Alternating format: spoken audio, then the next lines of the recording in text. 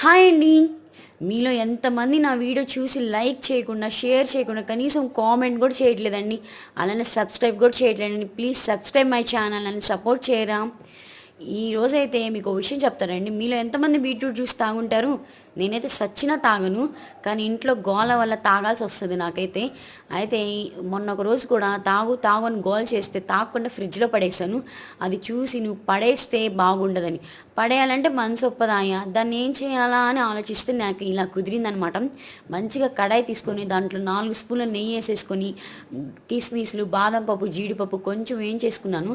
ఏదైతే మనం బీట్రూట్ మంచిగా మెత్తగా చేసుకున్న జ్యూస్ లాగా అది దాంట్లో వేసేసి దగ్గర పడేదాకా అనమాట 1/2 కప్పు షుగర్ పౌడర్ యాడ్ చేసేసాను. నీట్గా తీయగా బీట్రూట్ పచ్చి వాసన పోయేదాకా ఎంచుకోండి.